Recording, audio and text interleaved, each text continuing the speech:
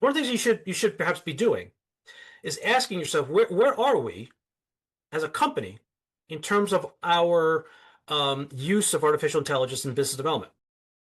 Are we just summarizing information, or do we have a full stack? Just ask yourself. I won't go through this checklist in extraordinary detail. These are some of the questions you may want to be thinking about, right? As a company, right? Do we have a policy for using AI with confidential information, for example?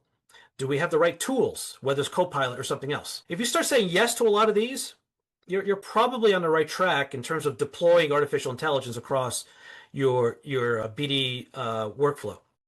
But always keep in mind, when it comes to artificial intelligence and BD, it's BD, your IT department, and legal.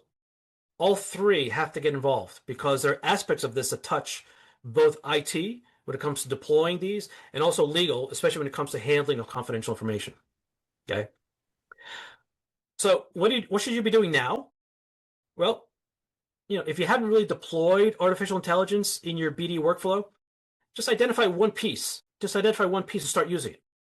Use an enterprise tool first. So if you're already on the Microsoft platform, for example, start using Copilot.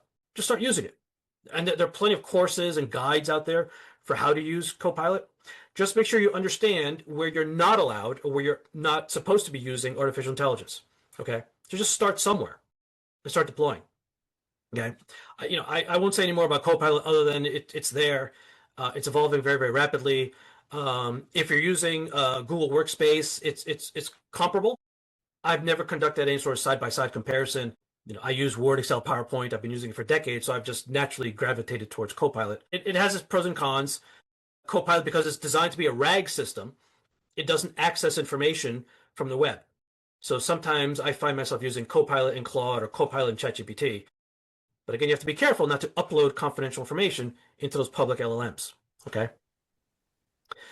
Another thing to keep in mind, and I mentioned this earlier, but I think it's worth repeating, is that there is no sort of one tool that you use for everything. What you will find as you go on this journey of artificial intelligence is that you'll find multiple tools that you'll need to be using in multiple steps in your own particular process, right? So maybe Robo for searching and SciSpace for initial evaluation, and you upload all this into Copilot, and at some point, a human being needs to make a decision, right? So when people talk about the full stack, this is a simplified example of what we're talking about. It's one tool, then another tool, then another tool. You put it all together, and hopefully that'll accelerate your workflow. So it's really the linking of all these that really is what makes AI hopefully valuable. So look, let me close. AI it's here.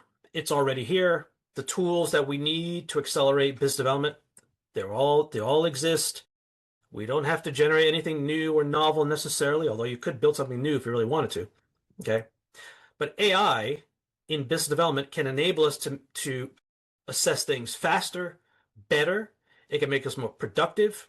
And again, the tools that we need are all in existence. But at some point, somebody has to stand up and make a decision, sign a contract, shake a hand, et cetera, et cetera, et cetera. Okay?